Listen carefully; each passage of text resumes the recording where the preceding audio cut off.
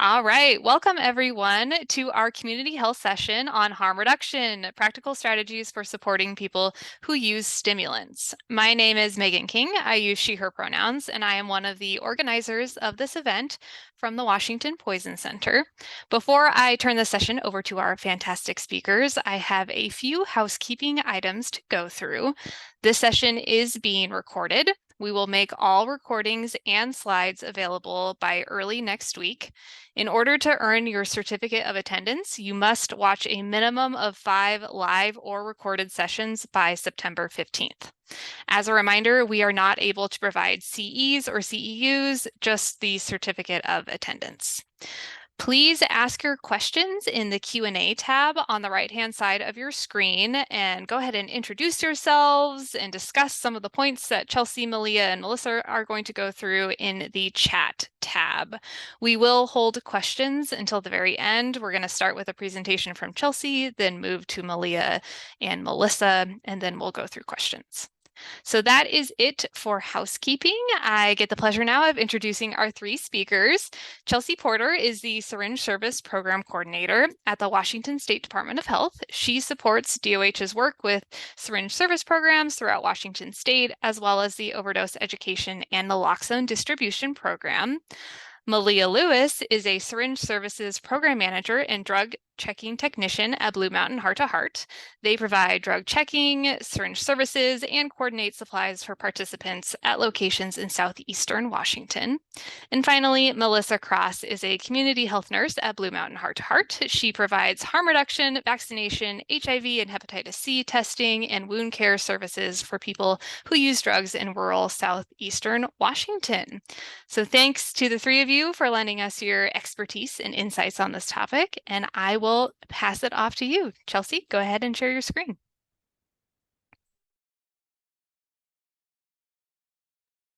Hi, everyone. Thanks so much for having me today. I'm going to go ahead and start my presentation and share my screen.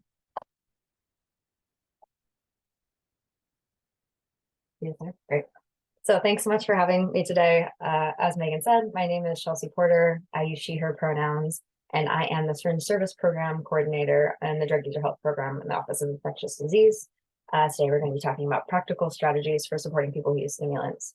And I will review the Washington State data related to stimulant overdose and related infectious disease consequences. And then I'm going to pass it off to my friends from Blue Mountain Heart to Heart to provide a deeper dive on stimulant use and to discuss the ways that they care for and support people in our community who use stimulants. And before we start, I just want to acknowledge that, opioid overdose gets a lot of attention in our work and in our media, and even on our team where we talk about drugs all day. Stimulant overdose is definitely less discussed. And I think that we have a lot to learn about this topic, and our learning is always ongoing. So I'm really grateful to organizations like Blue Mountain Heart to Heart and other syringe service programs across the state that are really prioritizing the needs of people who use stimulants in our community. So just to dive in, we're taking a look at overdose death rates among Washington residents from 2000 to 2022. And you can see here that the kind of blue triangle line is all opioid overdose related deaths in Washington State. And while you can see here that synthetic opioids, which today are primarily fentanyl and fentanyl analogs, while they have driven much of the increase in overdose deaths in recent years since about 2019, psychostimulants have also contributed to the increase in overdose deaths. And you can see psychostimulants here in a green dotted line. And when we're talking about psychostimulants, we're primarily talking about methamphetamine. I know Melissa's going to do a deeper dive on what exactly methamphetamines are later, but primarily when we're talking about psychostimulants, we're talking about methamphetamine and to a lesser extent, MDA, MDMA. So overdose deaths involving psychostimulants like meth have increased dramatically starting in about 2011 and continuing through 2022. Over 95% of these psychostimulant overdoses are methamphetamine overdoses. And you can also notice here in the lower line that fatal drug overdoses involving cocaine have remained low and relatively stable for several years, but that we have also seen an increase in cocaine-involved overdose deaths in the past 5 years. So currently, about 50% of overdose deaths in Washington State involve psychostimulants, but when we say that 50% of overdose deaths involve involve stimulants, what does that actually mean? So this chart is a lot, but I'll break it down a little bit what we see here. So the bottom color, the blue blocks that you can see, these are psychostimulants and synthetic opioids, where both psychostimulants and synthetic opioids are involved in a drug overdose death. So when we're talking about psychostimulants, like I said, we're primarily talking about methamphetamine, and when we're talking about synthetic opioids, we're primarily talking about fentanyl. So you can see in 2018, the number of overdose deaths that involved both psychostimulants and synthetic opioids was about 3.6%. And that share of overdose deaths has continued to climb through 2023. I'll highlight now the gray bars, which are kind of in the middle of the graph here. These are synthetic opioids and not psychostimulants. So primarily fentanyl only overdoses here. And you can see that those overdoses have grown over the past 5 years as well. And what I want to note here is that the orange bar, which is psychostimulants and not synthetic opioids, so these are primarily methamphetamine overdoses that do not involve fentanyl or another opioid, those numbers have actually shrunk. So while we see that the number of stimulant-involved overdose deaths has increased over the past 5 years, this increase we really only see in overdose deaths that involve both stimulants and fentanyl, and not a corresponding growth in overdoses that only involve psychostimulants and methamphetamine, which leads us to believe that while stimulant use is a contributing factor in this increase in overdose deaths, it's not a driving factor in the way that synthetic opioids like fentanyl are. So really what we have here is a huge increase in the number of people overdosing, and a lot of people who are using multiple substances or polysubstance use. And the way that stimulant use contributes to those deaths, I think there are a lot of factors involved, but we really do think that this is an overdose crisis driven primarily by synthetic opioids, where folks are also using psychostimulants like methamphetamine.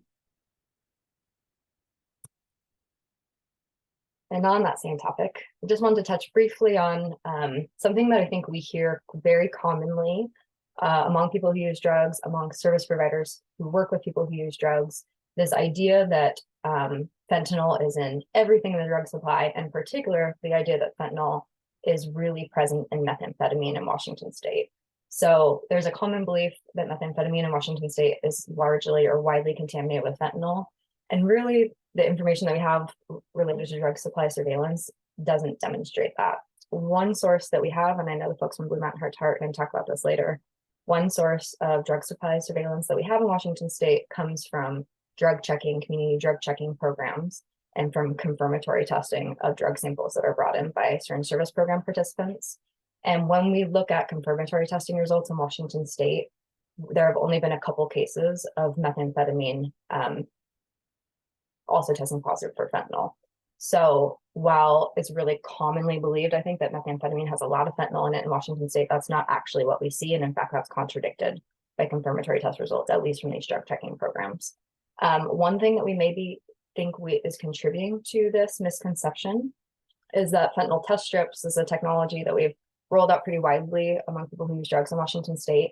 And fentanyl test strips actually are a little bit tricky to use. And with some of the fentanyl test strips, if you don't appropriately dilute them, you can get a cross-reactivity with meth that shows it's positive for fentanyl, when actually on confirmatory testing, we don't actually see that. So really important that when we're doing fentanyl test strips, we're giving people proper education about how to use them. And for folks who have interest, there is this UNC street drug analysis lab that you can check that actually has confirmatory test results from Washington state. And you can see what's being tested, what people thought it is, and what was actually largely composed of in those substances. So switching gears a little bit now to talk about stimulant use and infectious disease. And I think that the relationship between stimulant use and infectious disease really highlights the fact that people who use drugs, including people who use stimulants, have health and social support needs beyond their drug use. And infectious disease is one of those ways that we see that interact in Washington state. So to back up a little bit, I'm going to focus primarily on syphilis here. Between 2002 and 2021, we saw that the reported cases of syphilis in Washington state greatly increased, and in 2021 reached an unprecedentedly high level for our state. This interacts with substance use, because among people who are diagnosed with syphilis who were interviewed in these case investigations, about 25% of those who were interviewed reported drug use, and methamphetamine is the most commonly reported drug among folks who are interviewed after being diagnosed with syphilis. So at the same time that we have kind of this increasing number of syphilis cases in Washington state, we also have a shift in the demographics of who is testing positive for syphilis. So previously, men who have sex with men were represented a disproportionate percent of syphilis cases in Washington state. And in 2021, we saw this shift when proportionally more cases of syphilis were diagnosed among non-MSM. And this was partly driven by great increases in cases of syphilis among pregnancy-capable people, which we'll talk about in just a moment. So really over the last few years, especially, we have seen significant increases in syphilis cases in Washington state. And folks who are being diagnosed with syphilis are reporting methamphetamine use as their most common drug being used. So this slide here is a little bit busy, but I'll break down what it says. So this slide shows patient-reported substance use in cases of early syphilis in the heterosexual community. It's among those who report opposite gender sexual partners. And you can see here that we see a significant jump in both the number of cases of syphilis among heterosexual people, as well as the substances used from 2020 onward. So the green bar here is methamphetamine use, and you can see in 2021, it was 185 cases reported methamphetamine use, and that jumped to 163 in 2022. So not only are we seeing kind of a shift in the who is being diagnosed with syphilis, but also we're seeing some changing drug use patterns related to the folks that are being diagnosed as well. And this is relevant because this is also associated with an increase in pregnant syphilis cases, as I mentioned, and then cases of congenital syphilis. So between 2018 and 2022, we saw, as we mentioned, huge increases in syphilis among heterosexual men and people with vaginas. And similarly, we see an increase in cases of syphilis among pregnant people, as well as increased cases of congenital syphilis or babies born with syphilis. In 2021, there were 53 cases of congenital syphilis in Washington state, which is more than the previous 4 years combined. And we've seen those numbers continue into 2022. And for folks who don't know, congenital syphilis is a really special concern because of the extreme health impacts that congenital syphilis can have for newborns. Babies born to a parent who's untreated for the syphilis may be born with complications, they may be born stillborn, or they may later die from these complications. We're really seeing these cases increase across the state. Many of these cases we're also seeing among people experiencing, housing instability, people who are unhoused, and people who are also using methamphetamine. We're also seeing that this issue disproportionately impacts people of color, and particularly Indigenous people in Washington state. So I think that this issue is really distills down a lot of the infrastructure issues that we have in public health here in Washington state, and identifying all of the ways that people who use stimulants really need support with issues besides just drug use. Now that we have provided an overview of stimulant overdose and related infectious disease consequences in Washington state, I just wanted to shift gears a little bit to talk about how do syringe service programs support people who use stimulants. So in Washington State Department of Health anyway, works with about 36 syringe service programs across the state. And these SSPs are low barrier community-based programs that provide health education, safer drug use supplies, referrals, clinical care, provide a wide variety of low barrier services for people who use drugs. And many of these programs have specific programming for people who use stimulants. One example of this that you may have heard about is providing smoking supplies through low barrier harm reduction programs as a critical way to engage folks who use stimulants and to provide them other services that they need. So I am going to pass it off to our friends at Blue Mountain Heart to Heart, who is doing a lot of this really important work to support people who use stimulants in their community.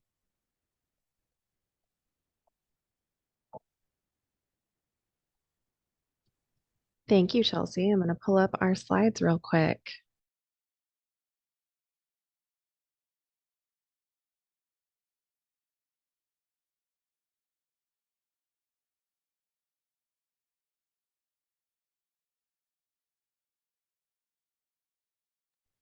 So we're going to be giving a brief overview of harm reduction and some of the practical strategies that we use for supporting people who use stimulants.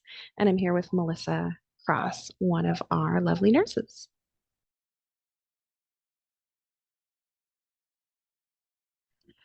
So we wanted to talk briefly about some of the principles of harm reduction. Harm reduction is a set of practical strategies and ideas aimed at reducing negative consequences associated with drug use. Harm reduction is also a movement for social justice built on a belief in and respect for the rights of people who use drugs. This is from the National Harm Reduction Coalition, which sort of organizes our theoretical orientation in the field.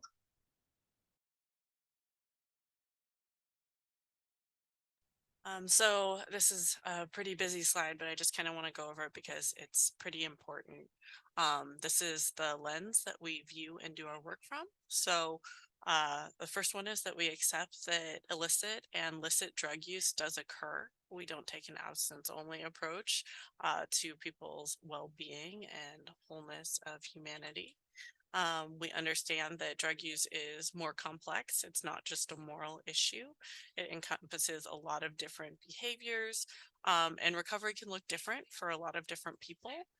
There's a continuum, and we seek to help understand and support each individual on what their goals are for them. We are looking both at the quality of life for the individual as well as the community. And our goal is not necessarily cessation of all drug use. That can be an unrealistic expectation to put on people. So we don't use that as a metric for whether we are successful or not. We look to provide services that are non-judgmental and non-coercive when providing services and resources to people who use drugs in order to assist reducing the harm associated with drugs.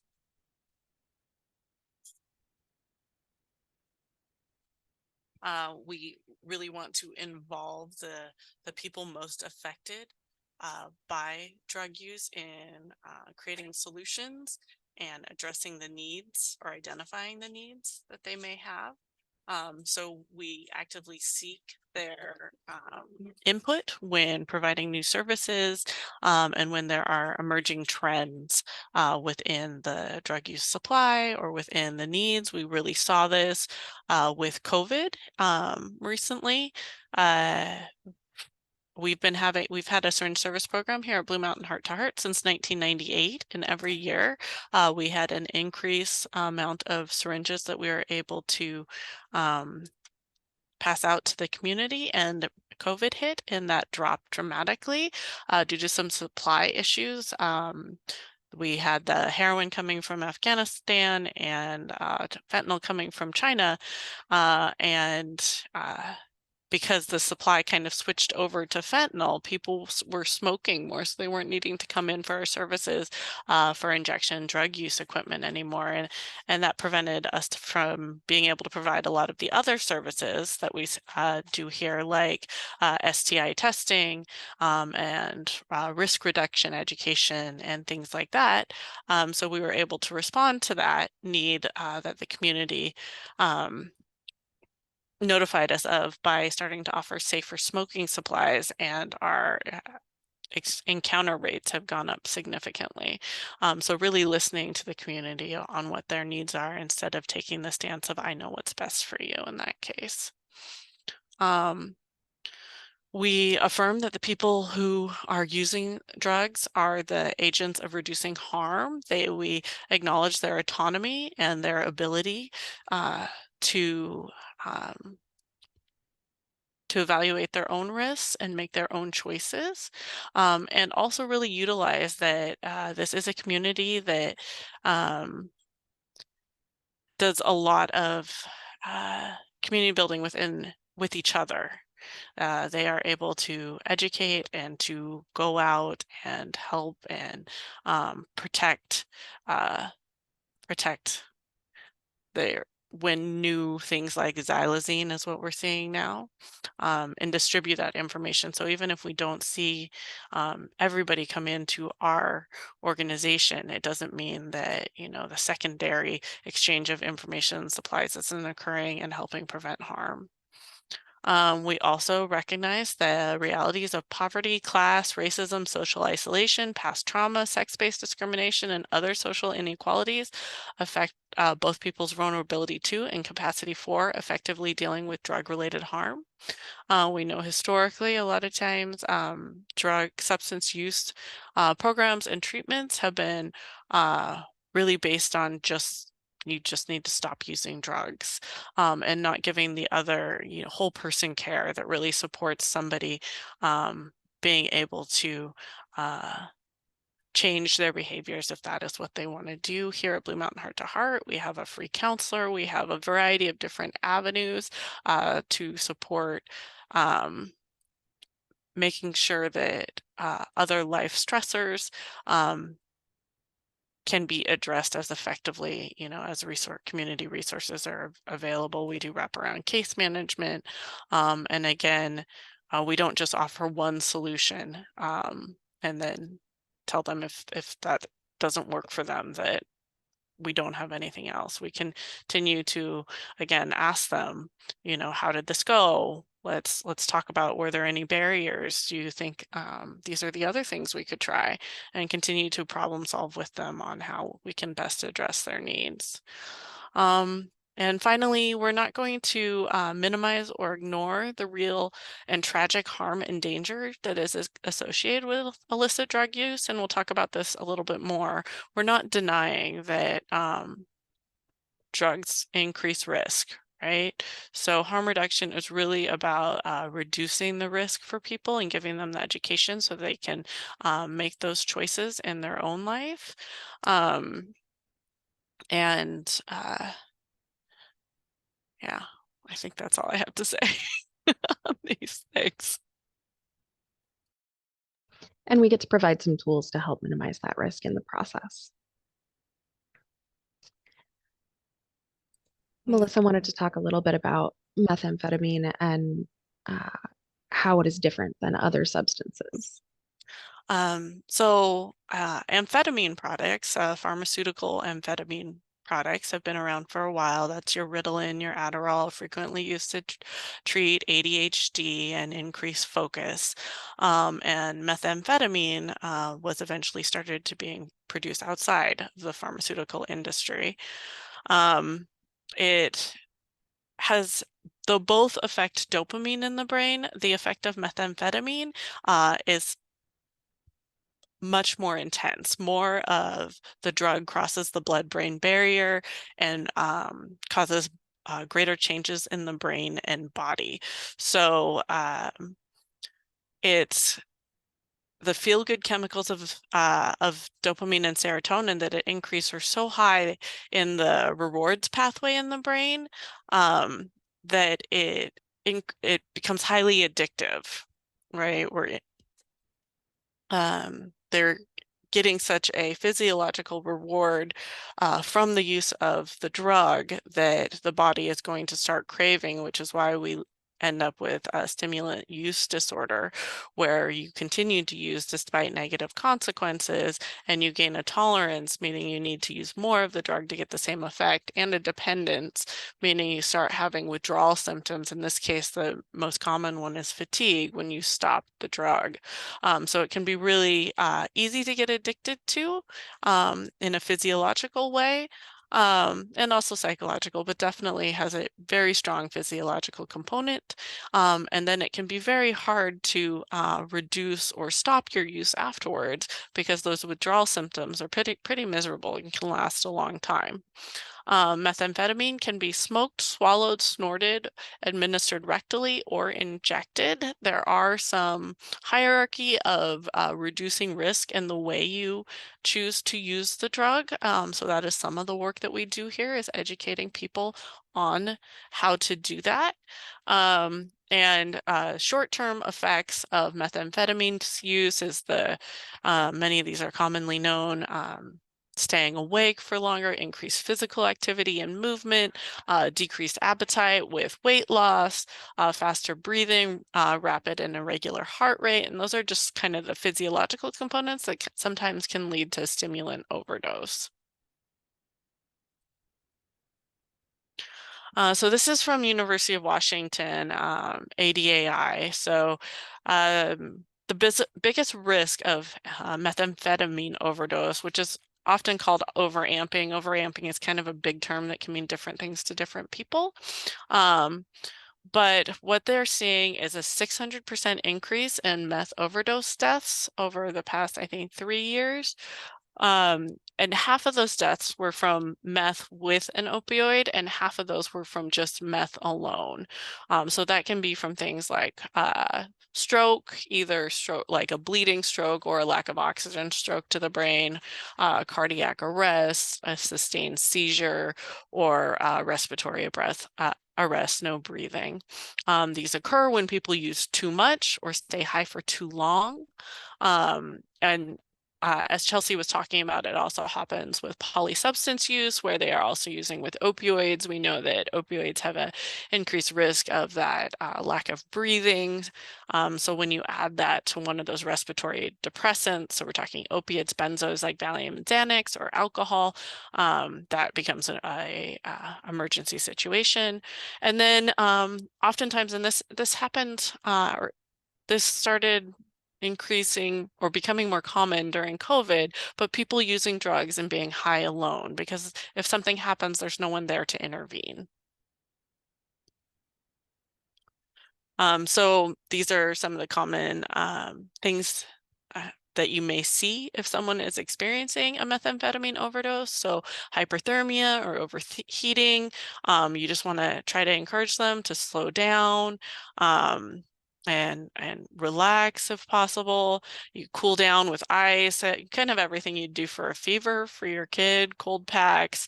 And then I should have said at the beginning, with all of these, seek medical attention when they become, too severe, which may be difficult sometimes with this community, maybe reticent to contact emergency services, but there are some laws in place to protect them from legal involvement, though we are still dealing with the issue of medical trauma or history of medical trauma when contact with providers too.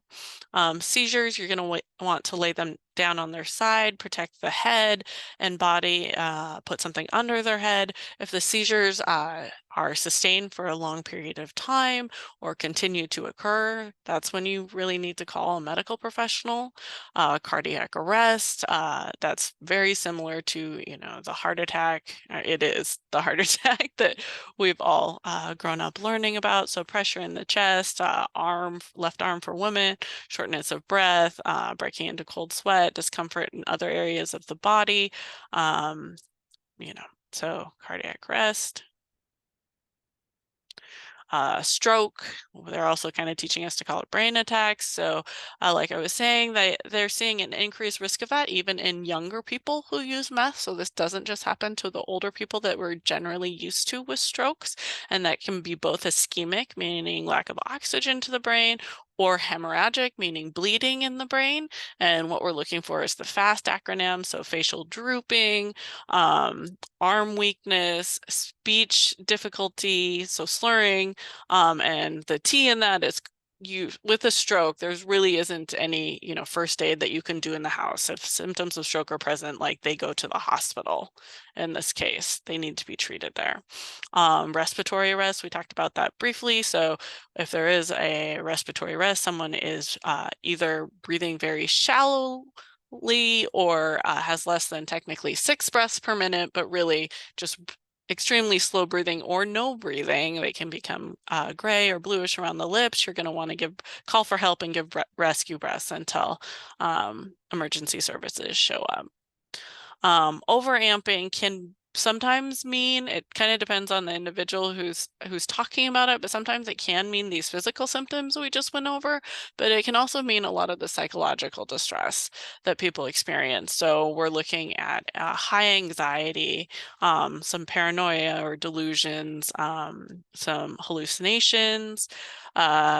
Sometimes some of these behaviors can be viewed as aggression, and oftentimes trying to talk in a calm voice and de-escalate as best you can. And if they aren't able to keep themselves safe or be safe around other people, then calling the mental health professionals local crisis team in your community to evaluate them would be appropriate in that case. Overamping sometimes can also just mean they need to go to sleep. So but that can kind of be a hard ask at times. So we provide a wide range of services for people using stimulants, and I'm sure that we have missed some of our work on this slide, but in a brief overview, what you see pictured is part of a safer smoking kit. You have a couple of pipes there, and silicone mouthpieces. We also provide booty bumping kits, so sterile supplies for rectal administration, and sterile syringes. We'll talk a little bit more about that later. We do mobile outreach with our mobile medical clinic, which goes out into rural communities where folks are likely not to have access to our typical SSP brick and mortar spaces in Kennewick, Clarkston, and Walla Walla. I think there are 6 counties that the mobile medical clinic goes out into, but very rural areas. One of the counties, I think, has a total population of under 4,000. On the mobile outreach, we do provide the safe supplies that we provide in the SSP, as well as wound care with one of our nurses and vaccination services. So we're able to provide vaccines for folks who have no insurance and otherwise would not have access to that. We also provide contingency management in our brick and mortar SSP space, which is a program designed to help people reduce their stimulant use if that is their personal goal. It offers incentives as well as sort of a wraparound case management model for continued support over a series of weeks. And you can participate in that program more than once, I believe. So you get sort of an ongoing experience. Depending on what your needs look like, it can be really tailored. We also have HIV and hepatitis C walk-in screening services at all of our SSP locations, which is just sort of a rapid blood spot antibody test. And we provide pre-exposure prophylaxis medication education for folks who might benefit from that type of service. We're also offering drug checking, which is a newer program that we started in January of this year, and we'll talk a little bit more about that later as well. So there's several different ways to reduce risk. All drugs carry a risk of harm, and avoiding frequent and regular use and knowing how long your high might last or how long impacts of the substance might last are good mile markers to start with. We have a series of recommendations here, such as starting with a lower dose, choosing a safer method of use. Dosage can be really difficult when you aren't certain what is in your drug supply, right? Almost nobody knows what's in the illicit drug supply because it isn't a regulated market. This isn't something that we get an informed consent pamphlet with, like we would with pharmaceutical. So dosage can be difficult, and starting low and slow is the recommendation. And choosing a safer method of use. We know that injection or intravenous use of drugs carry a lot of risks, several of which we've addressed so far. And so if we can recommend that folks switch from using syringes to trying booty bumping or rectal administration or trying smoking or snorting, we can reduce some of the risks that are associated with that drug use in the process. If folks are using intravenously, we absolutely want to encourage folks to avoid sharing needles and equipment. And that's part of the purpose of providing sterile syringes and other supplies. We want to recommend that folks avoid mixing substance use with alcohol or that polysubstance use, being aware of what you're using when and how they may impact one another, because often risk education is focused on one substance at a time. Practicing safe sex and being aware of risk. This is the conversation I have regularly in the SSP, and there are a lot of cultural norms around, well, if I'm in a committed relationship, then it's a red flag for me to be practicing safe sex. And so that would upset my partner. So there's a lot of conversation to be had about that with this community. Using substances with people you know and trust.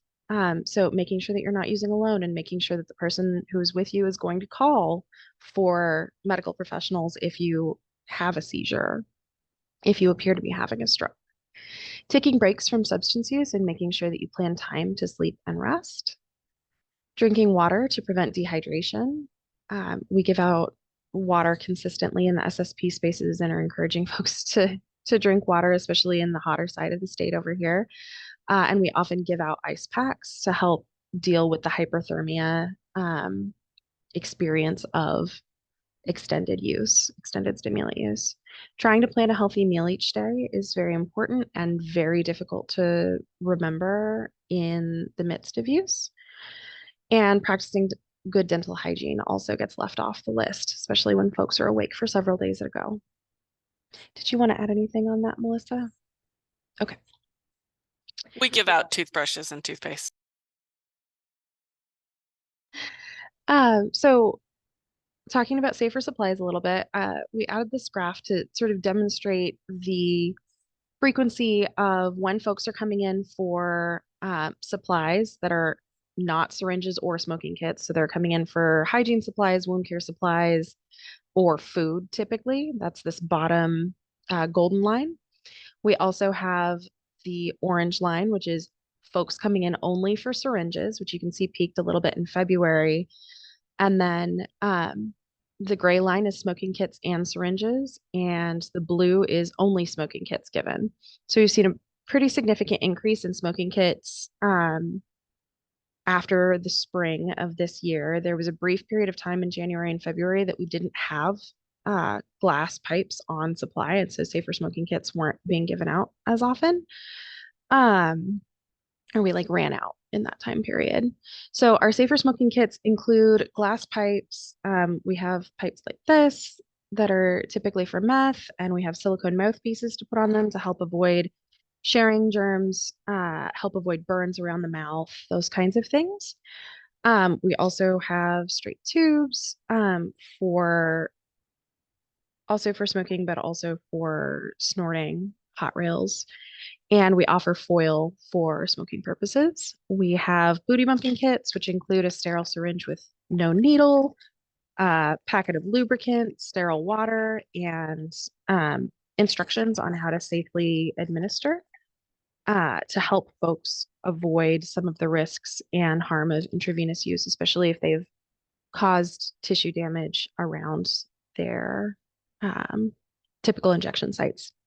We also offer safer injection supplies, so sterile syringes, sterile water, alcohol wipes, ties, tourniquets, cookers, and cellulose acetate filters. So we've recently really been encouraging folks to use the cellulose acetate filters instead of the cotton filters we had before, because cotton fever is an impact of intravenous use that is particularly uncomfortable. It looks a lot like a heavy duty flu, and cellulose acetate filters are not likely to give you cotton fever because they don't harbor the same bacteria and fungus that cotton can.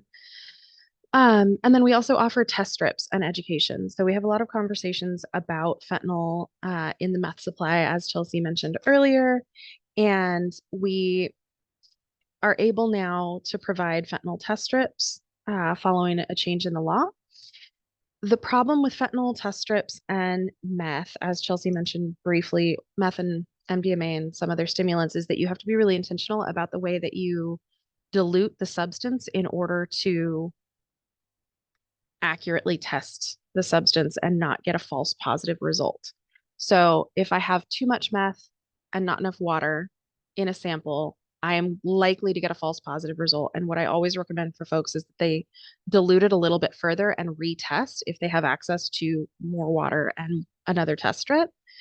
But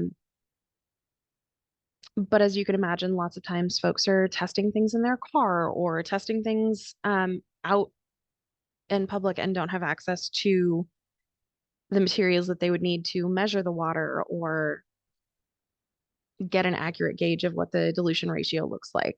So one of the ways that we've been able to combat this is talking about the amount of substance needed as the amount of substance that would cover the hair of Lincoln on a penny, and utilizing the sterile water from our SSP supplies, which is pre-measured in 5 milliliter tubes, in order to get the 10 milligram to 5 milliliter dilution ratio correct. And we always ask people to bring things in if they come up with a result that is unexpected. If they think that they have fentanyl in the meth, please bring in a sample like the sample you see on this slide that was brought into our SSP so that we can check it out with our machine. We have a Fourier transform infrared spectrometer and are able to, I'm the drug checking tech, so I'm able to look using that machine and see what I can see in the sample. And we also currently have access to xylazine, fentanyl, and benzodiazepine test strips for screening in that way, as well as confirmatory testing results through the University of North Carolina Chapel Hill lab that Chelsea mentioned earlier. I really recommend, if you're curious, checking out the streetsafe.supply website.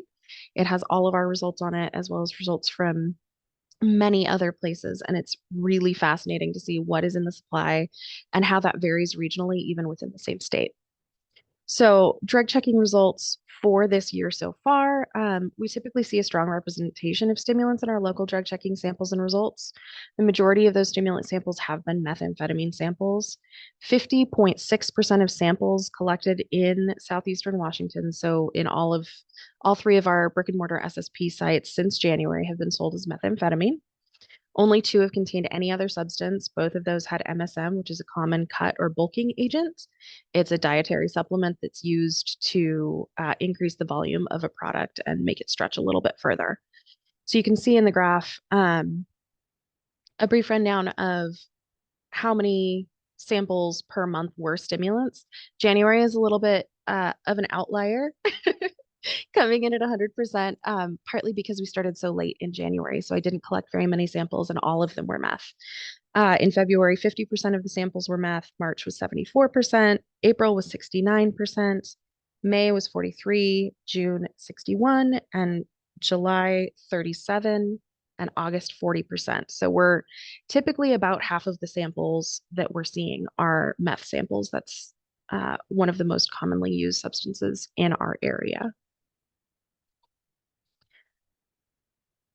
Do folks have any questions that we've missed? I'll pop out of the slides so that we can see. Feel free to contact us with questions as well.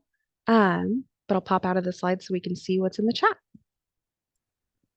I will also put our email addresses in, or somehow those will be sent to you if you would like to contact us directly offline. Yes, we can put email addresses into the chat for people. All right, so we do have quite a few questions here. I will get started with the first one. What is the most unconventional yet effective form of harm reduction you have seen used?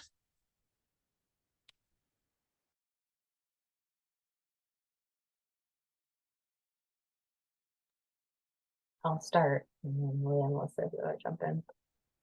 I think that the most unconventional form of harm reduction is something that's very hard to measure and something that's really hard to roll out as a strategy, which is just really this idea of like unconditional positive regard and unconditional love for folks. Like that is the basis from which we do all of our work. And without that relationship and that true care and community, none of these other interventions matter as much. So it's not a pipe, for example, but I think it's really that relationship that builds a bridge for folks feeling comfortable to tell you what they need and how they'd like to be supported and cared for. Just to piggyback on that, we like to celebrate any and all wins here, right? We definitely come from a idea that like people who have experienced substance use, especially chronic substance use over a number of years, often feel like failures if there's a recurrence of use or things like that. I'm in recovery myself, and there's a lot of stigma within the community and you know, in the larger community around what you are supposed to be doing. But for me, like if you used every day last week and you know, didn't use as much one day this week, let's talk about that and how that went. And like, you know, if like I want to generate that pride and that like you just set out to do something and you were able to do that. You know, look what you did. And further, one of the wins for folks is just showing up. If somebody comes through the door today and we are able to have a conversation, that is a win. And I am going to celebrate that with them and make them feel welcomed and affirmed for showing up and engaging in their community. Thank you. Those were great answers. So the next question is, do you feel that through meeting positive self-set goals, individuals will naturally reduce or eliminate use of substances?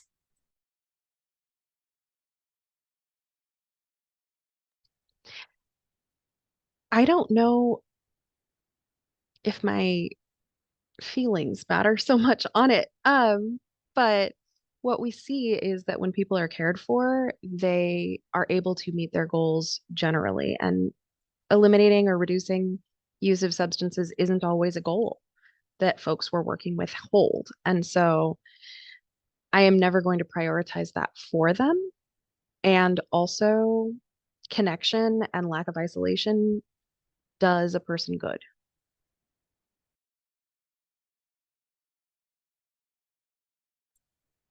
Does anyone else want to add anything to that? No? All right, next question.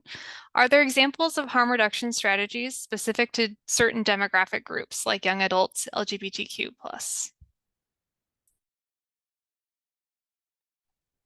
Sure, I could talk a little bit about some examples that we see, I guess, in Washington State, but beyond. Yes, so harm reduction strategies specific to certain demographics, including young adults. A couple that come to my mind are King County has a Laced and Lethal fentanyl campaign that was really developed with youth and young adults in mind. And I think like the aesthetic and the resources that they link to is really geared to that. There's also, if folks are looking for harm reduction evidence-based education for youth, the Drug Policy Alliance in collaboration with Stanford, Yale, I think it's Stanford, developed something called Safety First, which is a harm reduction based drug education curriculum for young people, which I think is something to really look to. There definitely, I mean, harm reduction was born of, by, and for the queer community and LGBTQ folks and people of color. So there are many harm reduction strategies specific to this group. One that I can point to is Project Neon, which is housed within Seattle's LGBTQ Center, which is really focused on queer folks, historically MSM, who are using stimulants. And it's a peer-based model where folks provide harm reduction strategies within their own community. So many examples of that and really strong history of that here in Washington State.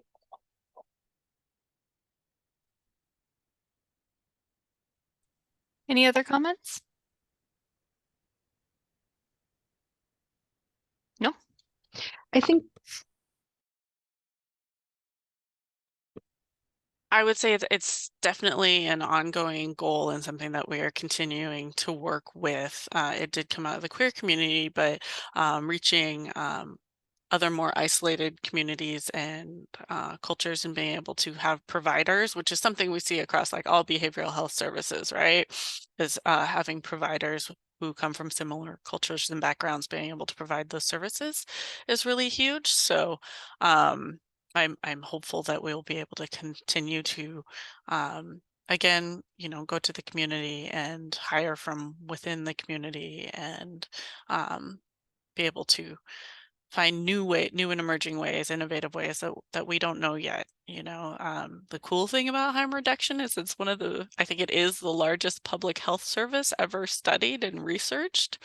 So it tends to have a lot of people really fascinated on like, let's try this and see what happens and do things like that. So it's a really neat field to be a part of. Thank you, Melissa.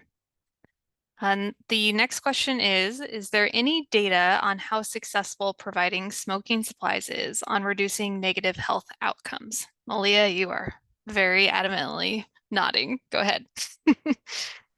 I didn't bring the data with me, but I believe it's published on the UW ADAI website, data on smoking supplies and how useful they have been to our public health strategy in Washington State.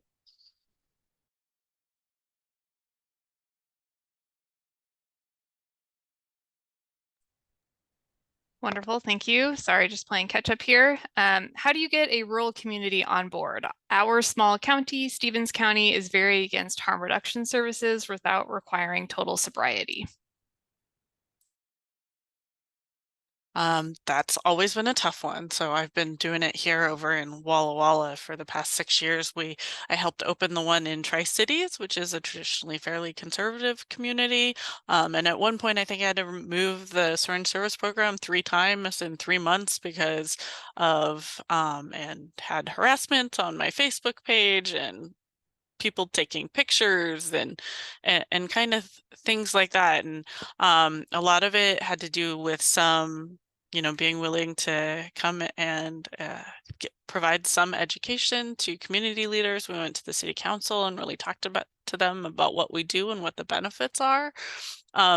There all of us work in this like helping people field, so we like to come from that perspective of like people are people, and we everybody deserves help, but sometimes you can actually um move to the other benefits, like fiscally, how this benefits the community with decreased emergency room visits, decreased hepatitis C care.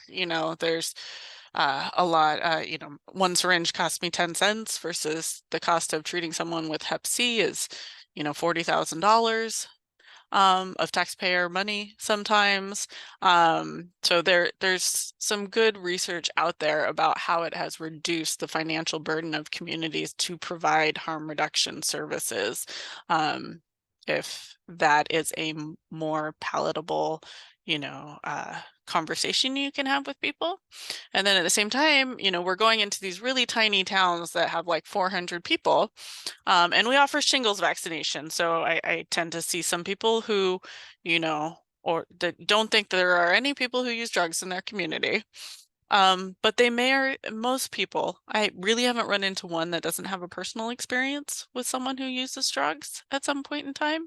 So being able to really just sit down and have a, honest conversation about like, that was a really difficult experience for you, like that, having some real empathy for how um how a person who was using drugs, affected their lives and the consequences that they felt, and acknowledging that that is real too.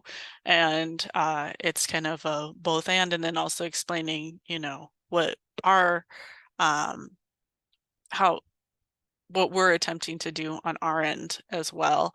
And I think sometimes just acknowledging um, that drug use doesn't just affect the person who is using drugs.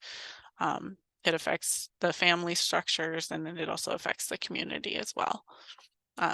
Can benefit you to leading into a longer discussion on why harm reduction is awesome. And I'll just add that data is very important, but I think it is abundantly clear that data is not changing hearts and minds. And so just like, drug use is hyper local, so are these community strategies that we employ to support people that use drugs. And I really think that it's like very cliche to say, but like the change in how we treat people who use drugs and how we view people who use drugs and how we include people who use drugs in our families and our communities really has to come from a hyper local perspective. And like, folks in Lewis County are going to be the very best people to speak to what that looks like in Lewis County and how we care for people there. So I think, doing like statewide drug organizing, drug user organizing in a state as big and as varied as Washington is really difficult. And I think it really, really has to start at a super local level.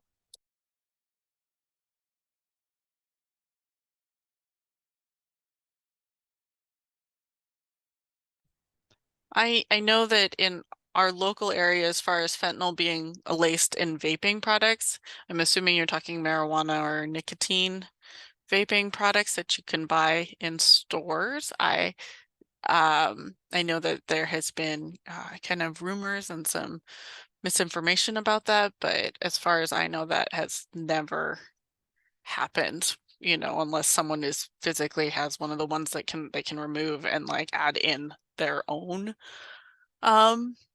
But no, I there isn't that's not happening to my knowledge.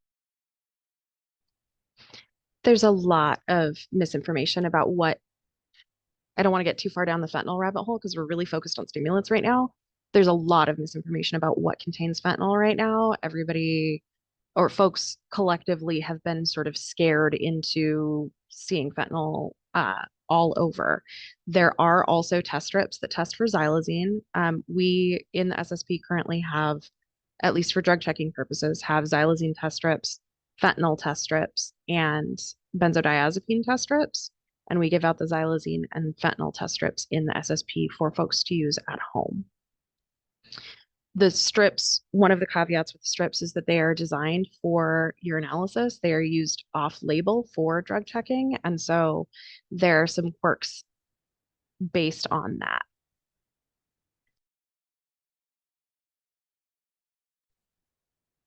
Okay, this next question is a big one, and I put it in chat so you all can read along with it as well.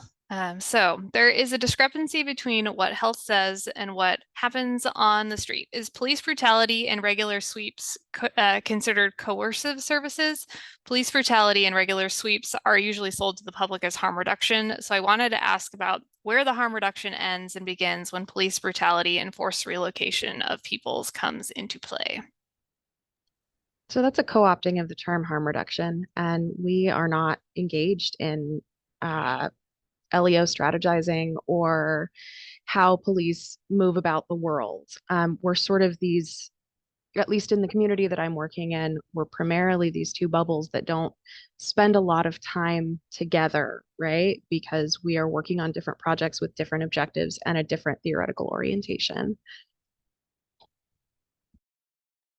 We do have one of the programs located in Blue Mountain Heart to Heart. It's the Law Enforcement Assisted Diversion Program. So there was some new legislation with the Blake decision, and then the newer legislation in July that said that made possession a gross misdemeanor. And requires 2 diversion attempts before incarceration. So there are some newer strategies in law enforcement, but I do not put that under the umbrella of harm reduction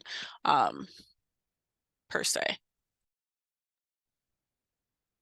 Yeah, and I think we can just add that, both from like doing direct service and seeing people impacted directly, and from the academic literature, we know that things like sweeps destabilize communities and make it more difficult for us to serve and engage and support people who use drugs. We see this in cases of tracking folks who are diagnosed with syphilis, for example, that when their houses are swept, we're not able to engage them and to help them access the care and the treatment that they need. So we see very real impacts of that. Every time a sweep happened when I used to do direct service, we would lose folks every time, right? And there was a paper that came out recently that showed that when there is a drug supply interdiction and there's a drug bust, that there is an associated increase with overdoses in the area following that intervention. So again, we know from evidence that things like sweeps and things like drug supply disruption have negative health consequences for people who use drugs in their communities. And we've recently anecdotally seen that in one of the communities that we serve. There was a bust with several folks involved, and we've been unable to regain contact with some of those folks.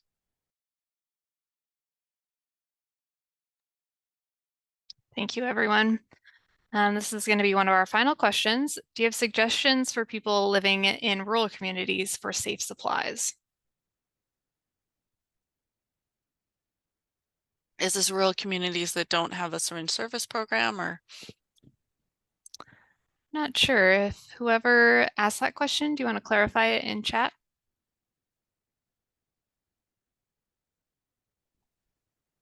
No program. For that, maybe. Places that have no program. Okay, I'll just add that. So the amount of funding that we receive for harm reduction services in Washington State is very limited, comparable to the size of the need.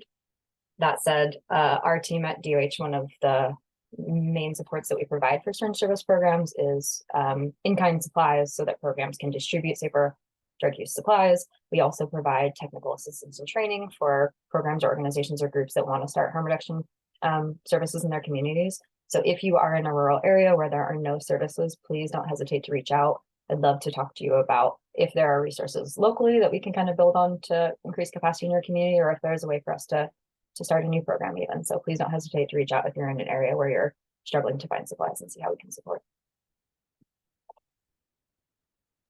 I also just want to throw out that the People's Harm Reduction Alliance in Seattle offers meal order naloxone for anybody in Washington State.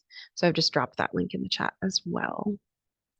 And naloxone isn't going to reverse a stimulant overdose, just to be clear on that. But we do have the polysubstance use people that we were talking about who have a high risk of overdose as well. So at least you can knock the opiates off the receptors.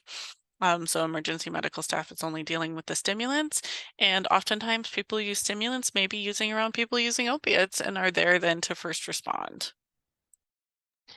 That's also the people using around one another is one of the pieces I wanted to cover when we covered safer smoking supplies. Not sharing glass saves lives. So when folks are using multiple substances, having residue on a pipe can cause an overdose in somebody who is opioid naive and otherwise only uses stimulants. So that's part of the utility of having safer smoking supplies on hand. All right, thank you all so much. We are at time. I did want to just quickly ask this last question. So the question is, do you know if you plan to have this training or class in person? I know, Chelsea, that your team, you do education. I'm not sure, Malia and Melissa, if you all at Blue Mountain Heart to Heart do as well, and if folks can reach out if there's interest in receiving education from you all. Oh, definitely. We can work that in. Malia and I go around and do different trainings, but we're also always available to help with programs that and collaborate with programs on harm reduction and syringe service things, whether it's from the ground up or not. We've been doing this for a long time. We love to think with you, and like Chelsea said, it may not fit for your community, but I love our SSP chats quarterly that we do with the whole state programs because I get so many great ideas and support with those people. Yeah, and I'll just add, feel free to reach out. There are syringe service programs in most counties in Washington state, and those syringe service programs are really the experts on caring for people who use drugs. And so reach out. I'm happy to either connect you to a program that's there locally that can help support you, or we can do in-person or Zoom trainings from our team too. Wonderful. Thanks so much. Our three speakers' email addresses are in chat. If you're having a hard time seeing those messages, just hit refresh and they should show up. Well, that is it for this session. Thank you all so much. This was incredible. I learned a ton today. And please don't hesitate to reach out to our three speakers or myself with any further questions. And now enjoy your lunch break before we reconvene at 1:30. Bye, everyone.